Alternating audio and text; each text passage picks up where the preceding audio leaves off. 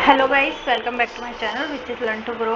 आज हम पढ़ने वाले सरफासी ऐप, इसका जो पार्ट 1 है होपफुली आप लोगों ने देखा होगा। और मैं फिर से बोल रही हूँ कि प्लीज़ ये जो क्लासेस आ रही है ना वो मिस मत करना, क्योंकि ये इतना इम्पॉर्टेंट है। क्योंकि इसमें मैंने सिर्फ वही चीज़ें आप लोगों के लिए रखी हुई है जो इम्पॉर्टेंट है, जो एग्ज़ाम के लिए इम्पॉर्टेंट रहने वाली है। ठीक है, चाहे प्री हो चाहे मेंस हो, दोनों के लिए ये क्लासेस इम्पॉर्टेंट है। आपको कहीं और किसी चीज़ के लिए रिलाय नहीं होना है। इसके बाद जो भी जो जजमेंट वगैरह आई है वो भी मैं आपके लिए लेके आऊँगी, ठीक है, लेकिन वो हम बाद में रखेंगे। पहले हम सिर्फ बेयर एक्ट से पढ़ाई कर रहे हैं और उसके बाद MCQ वगैरह से आपको पूरा का पूरा उससे MCQ आपको लगाने होंगे, क्योंकि उसी से आपकी प्रैक्टिस पता चलेगी कि आपने कितनी करी है। ठीक है, ये सिर्फ थ्योरी बेस्ड क्लासेस है, तो इसीलिए इसको पढ़ना आपके लिए इंपॉर्टेंट है, क्योंकि मैंने इसमें प्रीवियस ईयर जहाँ जहाँ से क्वेश्चन पूछे गए, जिस एग्ज़ाम में पूछे गए, उससे मैंने सारी चीज़ें इसमें लिखी हुई है। तो आप लोग प्लीज़ चैनल को सब्सक्राइब कर लेना और बेल आइकन ज़रूर प्रेस कर लेना, जिससे आपको नोटिफिकेशन टाइम टू टाइम मिल जाए। ठीक है, और आज हम करने वाले हैं जो पार्ट 1 है, हमने उसमें सेक्शन 19 तक कंप्लीट कर लिया था, चैप्टर 3 तक। ठीक है, अब हम चैप्टर 4 पढ़ने वाले हैं, तो सेंट्रल रजिस्ट्री को बता दें, क्योंकि इससे क्वेश्चन पूछे गए हैं। ठीक है, इससे शायद लास्ट ईयर क्वेश्चन पूछा गया था सेंट्रल रजिस्ट्री से, है ना, और इससे पहले भी 2022 में भी पेपर में क्वेश्चन सेंट्रल रजिस्ट्री से आया हुआ है। ठीक है, तो आप लोग ये चीज़ को ध्यान रखना। अब हम देख रहे हैं कि सेंट्रल रजिस्ट्री क्या होती है। ठीक है, चैप्टर 4 बात करते हैं सेंट्रल रजिस्ट्री के सरफासी एक्ट में। तो इससे जो लास्ट टाइम क्वेश्चन पूछा गया था, ये पूछा गया था कि सेंट्रल रजिस्ट्री जो है वो कैटेगरी ऑफ रिकॉर्ड्स मेंटेन करती है, वो किस चीज़ का होता है। ठीक है, तो इसका आंसर ये है, मैंने लिखा हुआ है, security interest credited on immovable property. ठीक है, ये वाले रिकॉर्ड्स को मेंटेन करती है। ये उसने स्पेसिफिकली ये पूछा था कि सेंट्रल रजिस्ट्री जो रिकॉर्ड मेंटेन करती है वो किस कैटेगरी के होते हैं, और कैटेगरी क्या थी, सिक्योर इंटरेस्ट जो इमूवेबल प्रॉपर्टी पे क्रिएट किया गया है। ओके, तो सेंट्रल रजिस्ट्री से इम्पॉर्टेंट चीज़ ये है कि जो सेंट्रल गवर्नमेंट है वो बाय नोटिफिकेशन ये बता देती है, स्पेसिफाई कर देती है कि एक जो रजिस्ट्री होगी, जो जिसे हम सेंट्रल रजिस्ट्री कहेंगे, उसकी अपनी खुद की एक सील होती है। ठीक है, उसकी अपनी एक सील होगी, है ना, जो रजिस्ट्रेशन करती है, ट्रांजेक्शन करती है सिक्योरिटीज़ का, रिकंस्ट्रक्शन ऑफ फाइनेंशियल एसेट्स का। ठीक है, उसके बाद ये याद रखना, सेंट्रल रजिस्ट्री की अपनी खुद की एक सील होती है। इसका हेड ऑफिस कहाँ होगा, जहाँ पे भी गवर्नमेंट को ऐसा लगता है कि जहाँ भी उसको स्पेसिफाई अगर सेंट्रल रजिस्टर का ऑफिस बनाना है वहाँ हो सकता है। ठीक है, और या फिर सेंट्रल रजिस्टर को ऐसा लगता है कि किसी भी स्टेट में सेंट्रल रजिस्टर का ब्रांचेस ऑफ ऑफिस बनाने होंगे, तो वो सेंट्रल गवर्नमेंट बना सकती है। ठीक है, और सेंट्रल गवर्नमेंट ये सब चीज़ें डिफाइन करती है अपने नोटिफिकेशन में। इसमें सिर्फ ये चीज़ याद रखनी है, और ये ज़रूर याद रखना कि सेंट्रल रजिस्ट्री जो रिकॉर्ड मेंटेन करती है वो किसके लिए करती है, वो करती है इमूवेबल प्रॉपर्टी पे जो इंटरेस्ट क्रेडिट हुआ है, क्रिएट किया गया है, उसके लिए बनाती है। ठीक है, उसके लिए रिकॉर्ड्स को मेंटेन रखती है। सेंट्रल रजिस्ट्री का ये काम है। डेलीगेशन ऑफ पावर किसके पास होगी, तो सेंट्रल गवर्नमेंट के पास ही होती है सारी जो सेंट्रल रजिस्ट्री है, और वो रिजर्व बैंक ऑफ इंडिया के अंडर में होनी चाहिए। ठीक है, ये इस चीज़ में बताया गया। सेंट्रल रजिस्ट्रार कौन होगा, सेंट्रल गवर्नमेंट बताएगी ट्रांजेक्शन जो भी हो रहा है। ठीक है, सिक्योरिटीज़ का वो सेंट्रल रजिस्ट्रार ही करेगा। सेंट्रल रजिस्ट्री में जो सेंट्रल रजिस्ट्रार होता है वो उसे ही हम सेंट्रल रजिस्ट्रार कहेंगे, जो क्या कर रहा है, तो जिसको डेजिग्नेट किया गया है, इसकी पावर दी गई है, जिसको भी ऐसा लगता है, और उसी के डायरेक्शन में सेंट्रल रजिस्ट्री काम करती है। ठीक है, 22 में ये बोला गया है सेक्शन में, इसमें इतना इम्पोर्टेंट नहीं है, बट आप ये देख लेना कि जो भी रिकॉर्ड कॉल्ड जो सेंट्रल रजिस्ट्रार जो भी है, ठीक है, वो जो भी ट्रांजेक्शन्स हुई है, जो सिक्योरिटीज से हो, फाइनेंशियल के रिकंस्ट्रक्शन से हो या क्रिएशन से हो, ठीक है, इनके बारे में वो क्या कर सकती है, एंट्री कर सकती है अपने हेड ऑफिस में। ओके, सेंट्रल रजिस्ट्री या तो कंप्यूटर के ज़रिए, फ्लॉपी के ज़रिए, डिस्केट्स के ज़रिए, इलेक्ट्रॉनिक फॉर्म में होली या पार्टली उसका रिकॉर्ड मेंटेन कर सकती है। That is the crux. Okay, 23 देख लेना, इतना इम्पोर्टेंट नहीं है, बस वो मैनर वगैरह बताए गए। सेक्शन 25 है, उसमें एसेट रिकंस्ट्रक्शन कंपनी और secure creditor to report satisfaction of security interest. सिर्फ इसका सेक्शन याद कर लेना, इससे ज़्यादा पूछा नहीं जाता है। ठीक है, उसके बाद बोला गया है कि राइट टू, सेक्शन 26 बोलता है right to inspect particular of securitisation reconstruction and security interest transactions. Okay, तो इसमें क्या बात बोली गई है कि जो भी सेंट्रल रजिस्ट्रार के पास जो राइट है, ठीक है, कि वो किसी भी जो सेक्शन 22 में बताए थे ना कि ड्यूरिंग द बिजनेस आवर्स वो इंस्पेक्ट कर सकता है, कोई सी पर्सन ने पेमेंट किया है तो उसकी फीस भी प्रिस्क्राइब की गई होगी, वो सब कर सकता है, ठीक है। इसमें राइट दिया हुआ है कि सेंट्रल रजिस्ट्रार के पास ये राइट है कि वो इंस्पेक्ट भी कर सकता है पर्टिकुलर फाइनेंशियल एसेट के रिकंस्ट्रक्शन और सिक्योरिटाइजेशन को लेके, ठीक है। उसके बाद 26A जो है वो मेंस के लिए देख लेना आप, ठीक है। 26A में मेंस से रिलेटेड ही ये जो सेक्शन बताया गया है कि किस तरीके से चीज़ें करनी है सेंट्रल रजिस्ट्रार को। उसके बाद आ जाता है चैप्टर 4A जो रजिस्ट्रेशन के लिए बताता है कि by the secured creditors and other creditors, कि रजिस्ट्रेशन किसके द्वारा किया जाएगा, या तो सिक्योर्ड क्रेडिटर के द्वारा किया जाएगा या अदर क्रेडिटर के द्वारा किया जा सकता है, ठीक है। बस ये याद रखना, और इसमें इतना इम्पोर्टेंट कुछ है नहीं, ठीक है। तो चैप्टर 4 है, बस ये है कि जो ट्रांजेक्शन हो रही है वो रजिस्ट्रेशन कौन करवा रहा है, बाय द सिक्योर्ड क्रेडिटर और अदर क्रेडिटर। चैप्टर 5 में पेनल्टीज बताई गई है, इसे थोड़ा सा देख लेते हैं कि इसमें क्या बताया कि कोई भी ट्रांजेक्शन होती है जो सिक्योरिटाइजेशन ऑफ एसेट्स और रिकंस्ट्रक्शन को लेके है, ठीक है, तो सिक्योर्ड क्रेडिटर्स या इन जो 24 सेक्शन में बताया गया कोई भी जो पर्टिकुलर्स बताए गए हैं उसमें पेनल्टी कितनी बताई गई है, ये याद रखना कि पेनल्टी अगर डिफ़ॉल्ट हो जाता है, ठीक है, डिफ़ॉल्ट अगर हो रहा है तो 5,000 रुपये तक की पेनल्टी लगाई जाएगी। यहाँ पे लिखा हुआ है 5,000 रुपीज़ फॉर एवरी डे, ठीक है। हमें लिखा हुआ है 5,000 रुपीज़ पर डे की पेनल्टी होगी जो बढ़ाई जा सकती है अगर creditor who is in default, okay, secured creditor अगर डिफ़ॉल्ट में आ जाता है तो उसको क्या पनिशमेंट है, 5,000 रुपये पर डे की पेनल्टी अगर डिफ़ॉल्ट कंटिन्यू रहता है तो, ठीक है। पनिशेबल है, ये फाइन ही लग रहा है इस पर, उस पर और कुछ नहीं है। बाकी जो फिर जब DRT में जाता है तो फिर वो बताते हैं आगे। अभी ये है ऑफेंस क्या है, अगर कोई कॉन्ट्रावेन होता है या अटेम्प्ट टू कॉन्ट्रावेन होता है किसी भी प्रोविज़न को लेके इस एक्ट में, तो पनिशमेंट मिलेगी जो 1 साल तक की हो सकती है, या फाइन या फिर बोथ, ओके। तो पेनल्टी याद रखना, सिक्योर्ड क्रेडिटर पे 5,000 रुपये पर डे है, कॉन्ट्रावेंस अगर वो ऑफेंस कंटिन्यू रहता है तो ऑफेंस में पनिशमेंट कितनी है, 1 साल तक की सजा और फाइन और बोथ हो सकता है।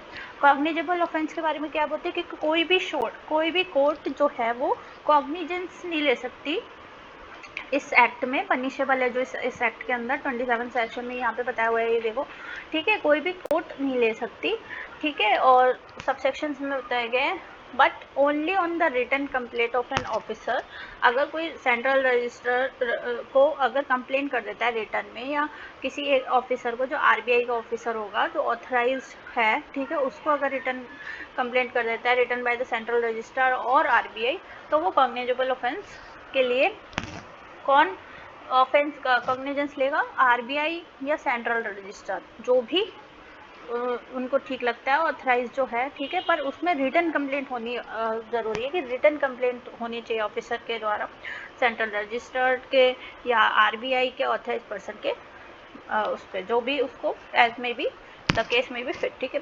कोई भी इंफीरियर कोर्ट जो होगी, जो मेट्रोपॉलिटन मजिस्ट्रेट और judicial magistrate of first class, ठीक है, वो ही उस मतलब अब इसमें कॉग्निजेंस हो रहा है तो उसमें मेट्रोपॉलिटन मजिस्ट्रेट या जुडिशियल मजिस्ट्रेट फर्स्ट क्लास से नीचे का कोई भी, मतलब उससे नीचे का ओहदे का कोई भी वो उसमें वो नहीं लेगा, ठीक है।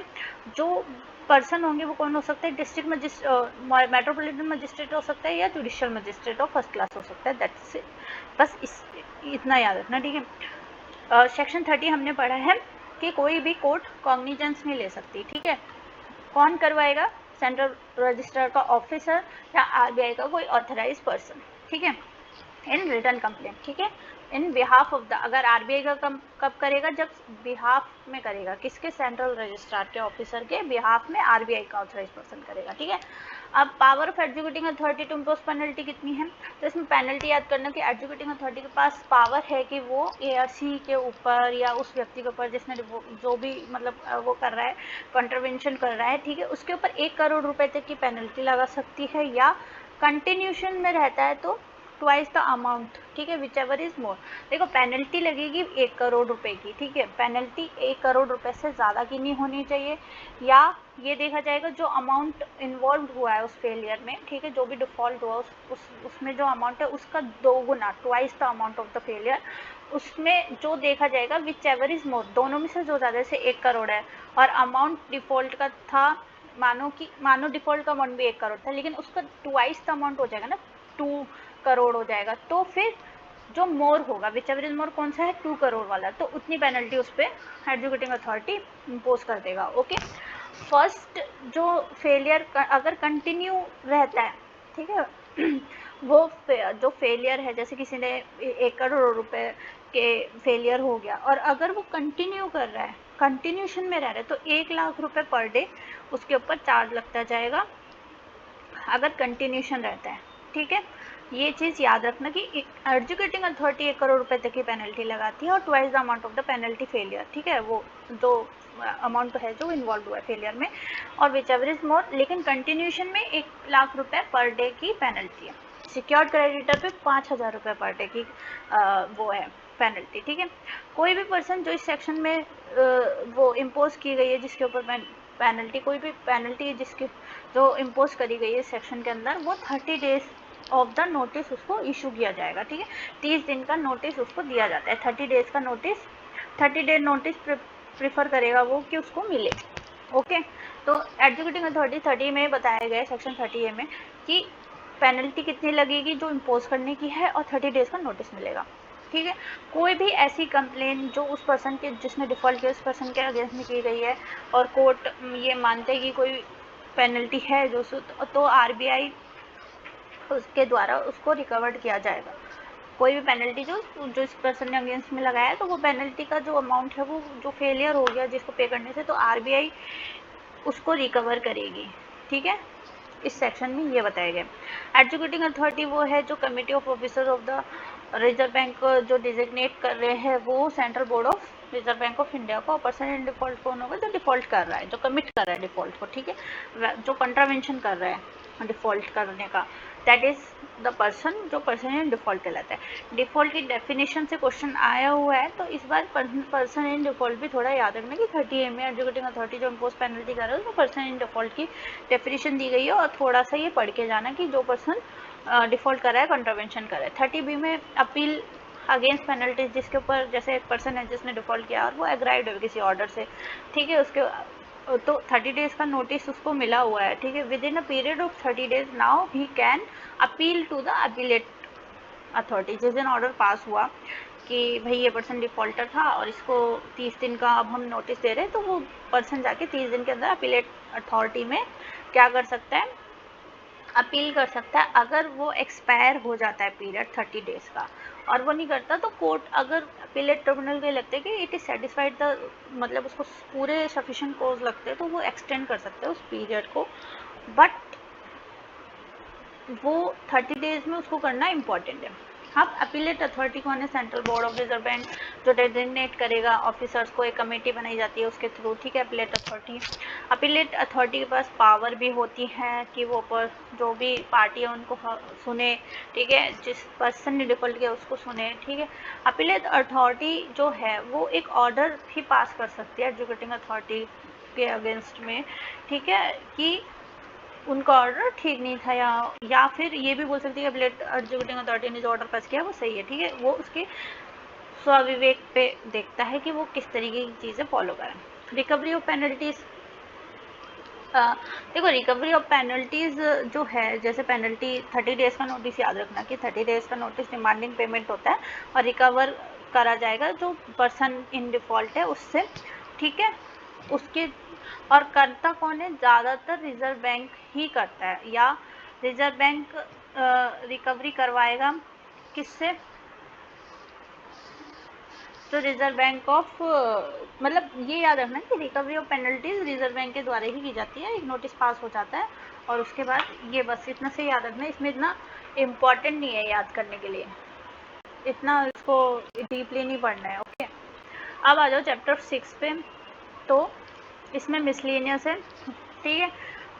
Provision of this act not apply to certain case. अब ये बोल रही कि सरफासी एक्ट किन किन केस में अप्लाई नहीं होते, इस एक्ट के प्रोविजन किस किस एक्ट में अप्लाई नहीं होते। तो lean on any goods money security under the Indian contract act और सेल्स ऑफ गुड्स एक्ट में जो आ रहे हैं, ठीक है, उन पे नहीं होगा।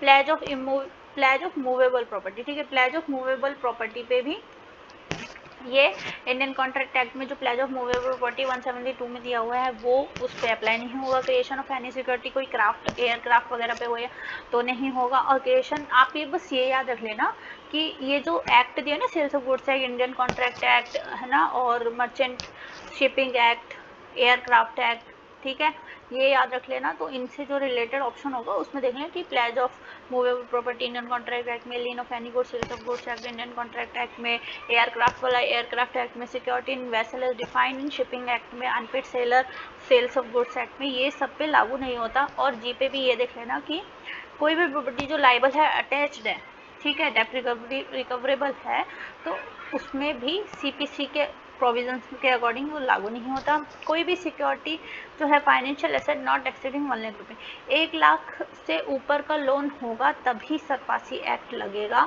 इससे मतलब ये बोल रहे कि अगर 1 लाख रुपए से कम अगर फाइनेंशियल एसेट के ऊपर सिक्योरिटी रिपेमेंट है तो उस पर सरफासी एक्ट नहीं लगेगा। तो सीधा समझ क्या हो गया कि वो फाइनेंशियल एसेट्स की जो अमाउंट है वो 1 लाख रुपए से ऊपर का होना चाहिए, ठीक है। कोई भी एग्रीकल्चर लैंड पे नहीं होगा। और 20% से लेस अगर अमाउंट ड्यू है तो उस पर भी ये सरफासी एक्ट नहीं इम्पोज होता है, ठीक है, लागू नहीं होगा। तो हमने ये 10 पढ़े हैं जिसमें इंडियन कॉन्ट्रैक्ट के लिए गुड सिक्योरिटी है ना, sales of goods act, pledge of movable property Indian contract act में, एयरक्राफ्ट एक्ट में, vessels in defined merchant act में, सेल्स ऑफ गुड्स एक्ट में, ओके। और ये दिया हुआ है यहाँ पे सीपीसी के प्रोविजंस में कोई भी सिक्योरिटी अगर लोन 1 लाख रुपए से कम है तो उस पर नहीं होगा, एग्रीकल्चर लैंड पे नहीं होगा। 20% से लेस अगर कोई अमाउंट ड्यू है तो उस पर भी सरफासी एक्ट के प्रोविजन लागू नहीं होते। ये हमने 31 सेक्शन में पढ़ा, ठीक है। 10 है टोटल। अब ये कुछ नहीं है, बस protection taken in good faith, protection offence by companies करा जाता है, civil court not to have jurisdiction. अभी हमने वहाँ पे भी पढ़ा था कि कॉग्निजेंस कोई कोर्ट नहीं लगा, ना ही कोई सिविल कोर्ट है उसके पास ये जुरिडिक्शन है कि वो इससे रिलेटेड, डीआरटी से रिलेटेड या डीआरएटी से रिलेटेड किसी भी चीज़ पे अपना जुरिडिक्शन रखे, ठीक है। सरफासी और ये रिकवरी ऑफ डेप्ट, रिकवरी ट्रिब्यूनल वाला जो एक्ट है, ठीक है, उन मैटर्स में डीआरटी और डीआरएटी को छोड़कर कोई भी कोर्ट इंजक्शन नहीं लगा सकती। ये मैंने देखो यहाँ पे सिंपल सी लैंग्वेज में लिखा हुआ है। इस चीज़ का मतलब यही है कोई भी कोर्ट, सिविल कोर्ट जुरिडिक्शन नहीं लेगी अगर कोई मामला सरफासी और आरडीबीआई पे लागू होता है और डीआरटी डीआरएटी से रिलेटेड कोई भी मैटर है तो उन पर इंजक्शन कोर्ट नहीं लगाएगी। यही बात इसमें यहाँ पे साफ साफ लिखी हुई है कि no injunction shall be granted by any court और अदर अथॉरिटी, ठीक है, in respect of any action taken or to be taken pursuant of any power conferred by or under this act in recovery of debt due to banks financial institution act 1993। Limitation की बात करेंगे तो limitation act में जो बताई गई है वो कितनी बताई गई है, लिमिटेशन 12 साल की बताई गई है, when the money sued for become due, ठीक है। लिमिटेशन एक्ट में ये बात लिखी हुई है कि कोई भी सिक्योर्ड क्रेडिटर है वो इंटाइटल नहीं है, ठीक है। और 12 साल का टाइम पीरियड बताया हुआ है। लिमिटेशन पीरियड जो है वो कितना होगा, 12 साल तक का होगा। तब तक आप उसकी सिक्योराइजेशन ऑफ मतलब फाइनेंशियल एसेट का रख सकते हैं, रिकंस्ट्रक्शन करवा सकते हैं, वो जो कर रही है कंपनी, ठीक है, 12 साल। और application of other laws not to bear, ठीक है, ये वाला जो है कि कंपनी कुछ नहीं है इसमें, देखो यही बात सिर्फ साफ सुथरी गई है, बस application of other laws not bear, इतना पढ़ने की ज़रूरत नहीं है, ठीक है। उसके बाद ये एक्ट ऑलमोस्ट ख़त्म है, शेड्यूल आ गए हैं। अब इससे रिलेटेड दो क्वेश्चन मैं आपको बता देती हूँ, मैंने यहाँ पे लिखे हुए हैं, ये देखो कि 2025 में कौन कौन से क्वेश्चन सरफासी एक्ट से पूछे गए थे। तो पहला क्वेश्चन ये था कि which legislation specifically governs the assignment of receivable and factoring transaction in India. तो उसमें बहुत सारे ऑप्शन थे, आरबीआई था, ठीक है, और भी बहुत सारे फाइनेंशियल एक्ट थे, जिसमें आंसर था सरफासी एक्ट 2002, जिसके पास ये लेजिस्लेशन है कि वो स्पेशली गवर्न और असाइन कर सकता है receivable and factory transaction in India, that is the first question, ठीक है, जो 2025 में पूछा गया। सेकेंड क्वेश्चन ये था, what does a separate charge signify in the context of security interest and an understood under SARFAESI norms. Okay, तो इसका आंसर था independent securities for specific obligation. ये दो क्वेश्चन इंपॉर्टेंट है, मतलब लास्ट ईयर पूछे गए थे। तो ऐसे क्वेश्चन पूछे जाते हैं, मैंने इसलिए क्वेश्चन रखा हुआ है कि ऐसे क्वेश्चन पूछे जा रहे हैं एग्जाम में। और ये पार्ट 2 ख़त्म हो गया सरपासी एक्ट का, छोटे से था क्योंकि लास्ट क्लास जो पार्ट 1 था वो थोड़ी बड़ी हो गई थी, इसीलिए मैंने क्लास को थोड़ा छोटा रखा है। और वैसे भी ये एक्ट ख़त्म हो गया, मेन जो थे प्रीवियस ईयर क्वेश्चन डिस्कस कर लिया हमने, बाकी प्रोविजंस डिस्कस कर लिए, क्या कैसे याद करना है वो पढ़ लिया। अब आप इसके MCQ लगा सकते हैं, ठीक है। इसमें सबसे पहले तो आप चैनल को सब्सक्राइब कर लीजिए, which is learn to grow, ठीक है, और बेल आइकन को प्रेस कर लीजिए ताकि आपको नोटिफिकेशन मिल सके और कोई भी क्लास डिले नहीं हो। क्लास को रेगुलर बेसिस पे देखते रहिए क्योंकि ये क्लासेस हफ्ते में 2 ही बार आ रही है मेरे हिसाब से, ठीक है। तो 2 क्लासेस हफ्ते में अगर आप देख रहे हो तो आपका अच्छा रिवीजन भी हो जाएगा। बाकी आप MCQ प्रैक्टिस कर सकते हो, अच्छे से मॉक लगा सकते हो, और चैनल को सब्सक्राइब कर लेना प्लीज़। Thank you.